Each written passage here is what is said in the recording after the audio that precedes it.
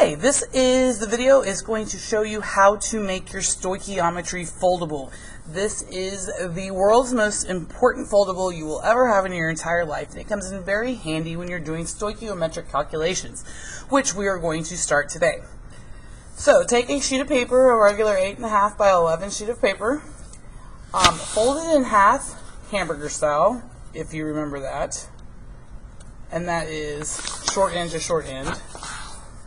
You don't have to worry about this crease being very... And if this is... it doesn't matter because it's going to be at the back of your foldable anyways. So now open it back up so that you have like a booklet. Okay, now fold your edges in to that center crease. And again, it doesn't have to look all that perfect, but if you're like me, it has to line up just right. Just push the edges into that center crease that you just made.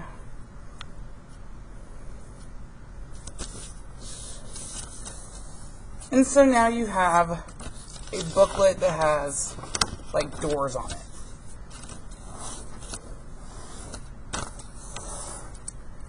Okay. Now on the front, at the top of each door, write the word mole.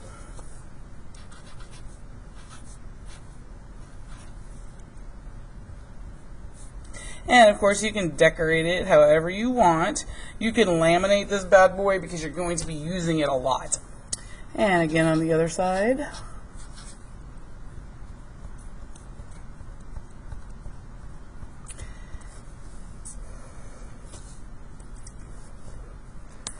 Okay, and now you're going to draw a line down the center. I'm going to use a ruler because I am particular, but you really don't have to. You're just going to draw it straight down where those two folds come in together. I'm going to make it as pretty as possible. Okay. Now turn it sideways and make a horizontal line. Again, it doesn't have to be exactly down the middle. And now you have, and I hope this is starting to look familiar, like a dimensional analysis box. Okay, and so now as long as these doors are closed, you can do mole-to-mole conversions. And so what you're going to put up here is, just like we've been doing dimensional analysis, is the moles of given. That is given to you the problem.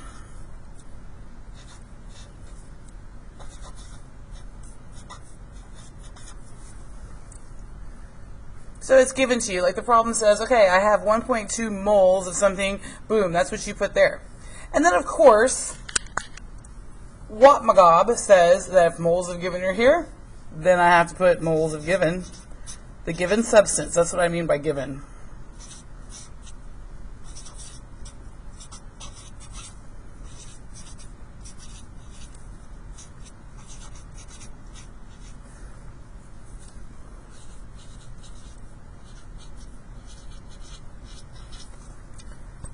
And when I'm doing a mole-to-mole conversion in stoichiometry, I am actually converting from the moles of one substance to the moles of the new substance.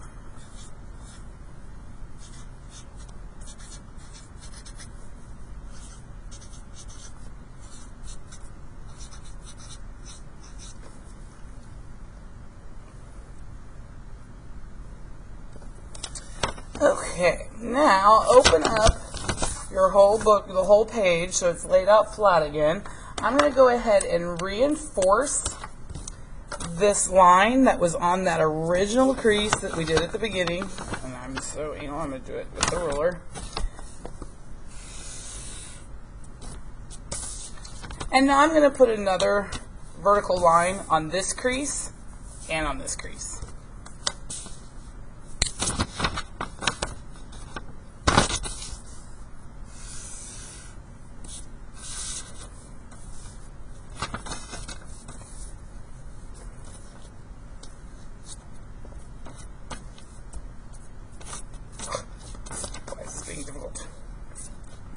Because I'm one-handed. Okay, so now we've got three evenly spaced vertical lines. Now I'm going to put a horizontal line, but the trick is here I need to make it line up with that line that's on the other side. So if you're using a straight edge, if you're not, you can just wing it.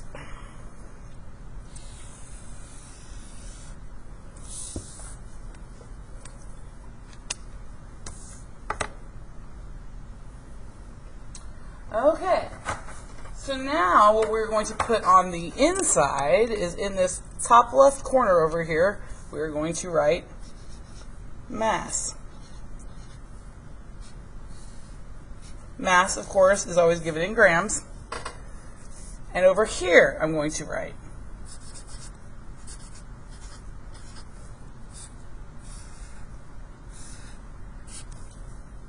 So ultimately what is going to happen is if you have a question where it wants you to convert moles of one substance to moles of another, you leave it like that and it shows you how to set it up.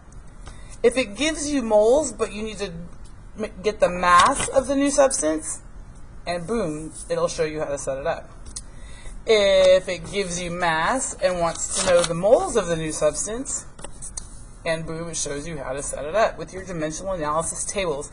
And then, of course, if you're converting from the mass of one substance to predict how much of a new substance you're going to get at the other side of the reaction, you open it up all the way and it'll show you how to set it up. So let's go ahead and get these filled in. Over here at the top left is always going to be still the given. So this is given to you in the problem. Mass of given substance. So let's say we got 2 grams of sodium. Okay, so what Magab says we would have to put,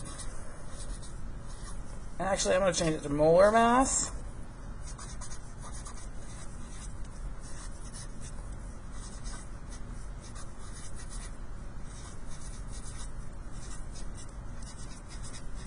So this is the molar mass of the given substance. If we had sodium up here, this is going to be the molar mass of sodium, which we find, and I don't know if this yellow is going to show up, on the periodic table.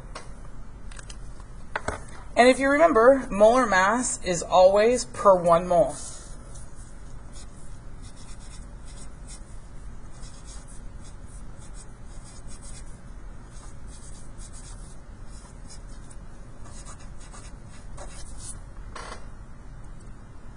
And then what Magab says, I have to put 1 mole, I have to put moles of given substance here to get rid of it.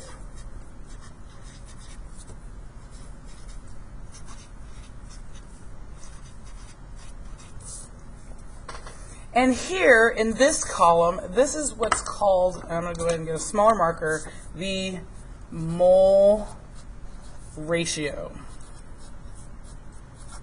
That is the ratio of moles of one substance to another substance, and you're going to get that from the balanced equation.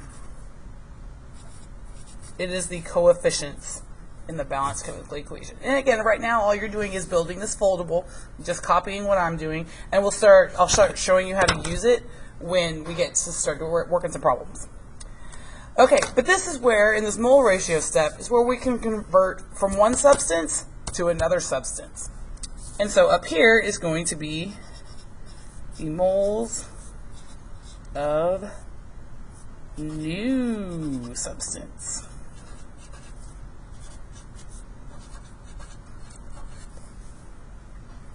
And that is also from the equation. It is the coefficient. The number that goes next to the word mole here would be from the coefficient in the equation.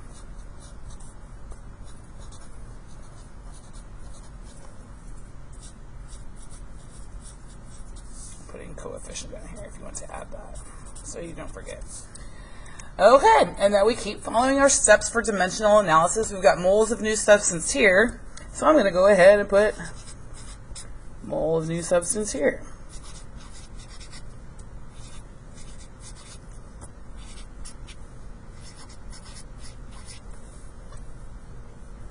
And since this is the mass column, this is going to be then grams of the new substance. And since it's the molar mass, this will be 1.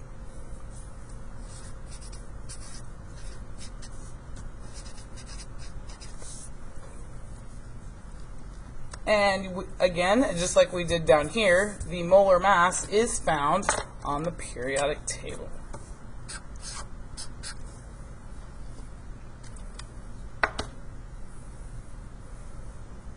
Okay, and we will use this a lot when we're working these stoichiometric calculations. We're going to start today with the doors closed, going directly from moles to moles.